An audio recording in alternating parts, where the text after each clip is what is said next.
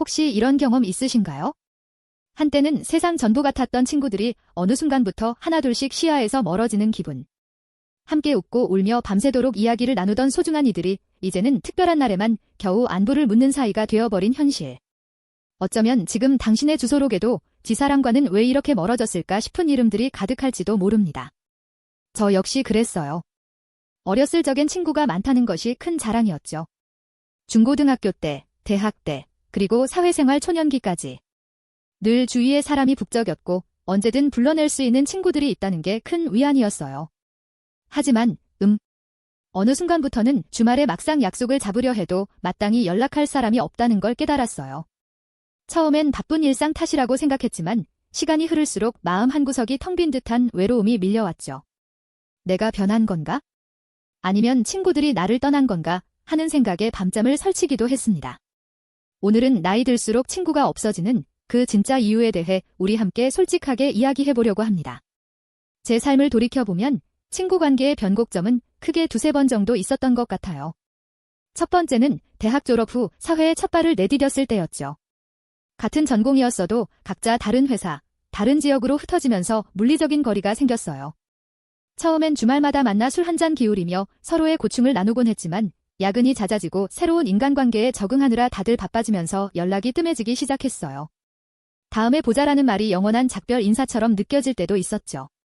그때는 마치 파도에 휩쓸려 떠내려가는 조각배처럼 제가 어찌할 수 없는 상황이라는 생각에 무력감을 느꼈습니다. 두 번째 변곡점은 아마도 제가 결혼하고 아이를 낳으면서부터였을 거예요. 삶의 우선순위가 완전히 바뀌어 버렸죠. 퇴근 후에는 육아와 살림에 매달려야 했고 주말에는 아이와 함께 보내는 시간이 최우선이 되었어요.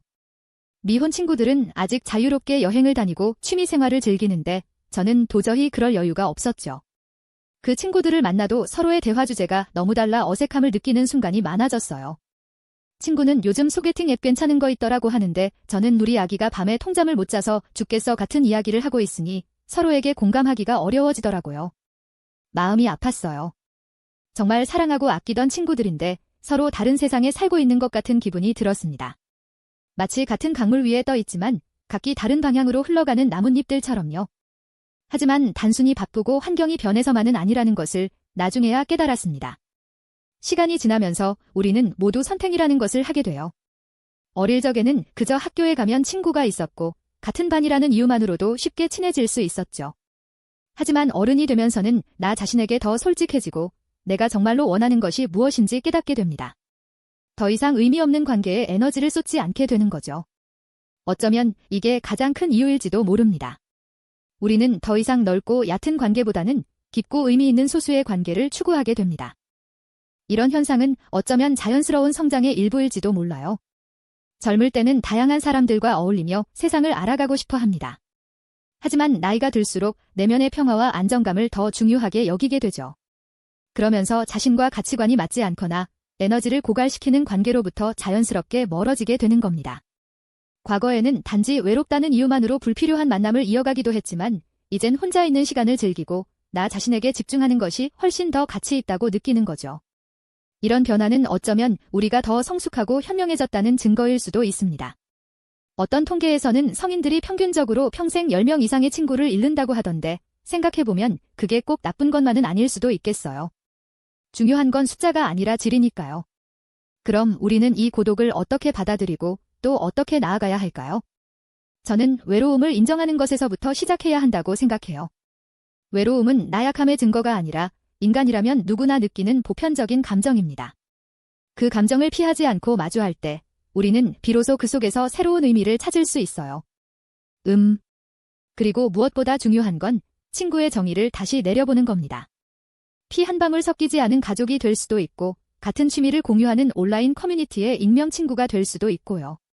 아니면 오랫동안 연락이 뜸했던 친구에게 먼저 손을 내밀어보는 용기가 필요할 수도 있겠죠.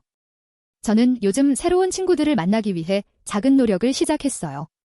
예전부터 배우고 싶었던 그림 수업을 신청하고 동네 독서 모임에도 참여하고 있습니다. 물론 어릴 적처럼 금방 허물없는 사이가 되는 건 아니지만 같은 관심사를 공유하는 사람들과 대화하며 새로운 관계의 가능성을 발견하고 있어요. 그리고 생각해보니 예전 친구들과 멀어진 것이 끝이 아니라 새로운 시작일 수도 있다는 걸 깨달았습니다. 이제는 저의 에너지를 소중히 여기고 정말 저의 영혼을 풍요롭게 하는 사람들과 시간을 보내는데 집중하려고 해요. 외로움은 우리를 더 강하고 더 현명하게 만드는 거울이 될 수 있다고 믿어요. 이 과정 속에서 우리는 분명 더 깊은 이해와 새로운 연결을 찾아낼 수 있을 겁니다. 혼자라고 느끼는 당신, 결코 혼자가 아닙니다.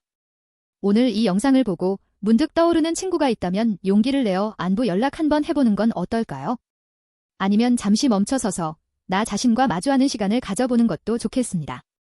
그 시간 동안 당신이 정말로 원하는 관계는 무엇인지, 그리고 당신의 에너지를 어디에 써야 할지 고민해보는 거죠. 무엇보다 중요한 건 당신의 마음이 편안하고 행복한 길을 택하는 거예요. 당신의 삶을 진심으로 응원합니다. 우리 모두 각자의 자리에서 행복하게 빛나기를 바랍니다. 정말 감사합니다.